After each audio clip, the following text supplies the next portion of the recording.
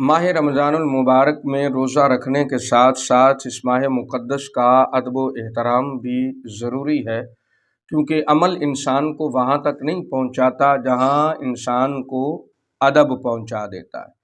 बाज़ दोस्त ऐसे करते हैं, नमाज फ़जर अदा करने के बाद कुरान पाक की तिलावत करते हैं, उसके बाद सारा दिन वो घर में बैठकर लूडो वगैरह खेलते हैं या सोशल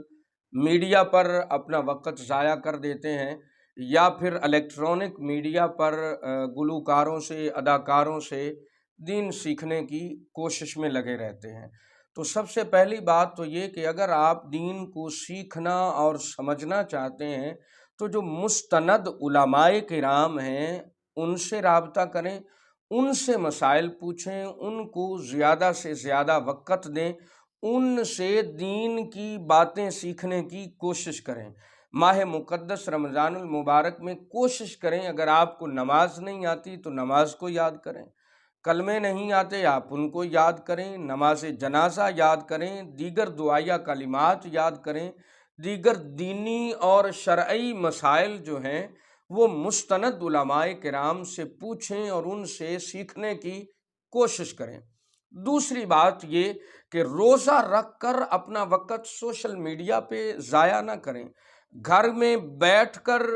दूसरी गेमों में मसरूफ़ ना हो जाएं कि मैं जी वक़्त गुजार रहा हूँ, मैं इफ्तारी के वक़्त का इंतज़ार कर रहा हूँ, मैं अपने आप को मसरूफ़ रखने की कोशिश कर रहा हूँ ताकि मुझे रोज़े का एहसास ना हो। तो ये रोज़े का भी अदब नहीं है और माह मुक़द्दस का भी एहतराम नहीं है। अब माह मुक़द्दस का अदब व एहतराम किस तरीके से किया जाए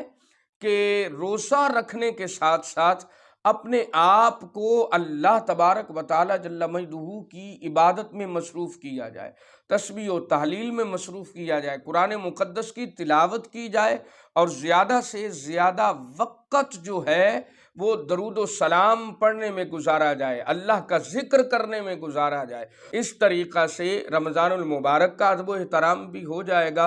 और रोज़े की बरक़ात भी अल्लाह तबारक व तआला अता फ़रमा देगा।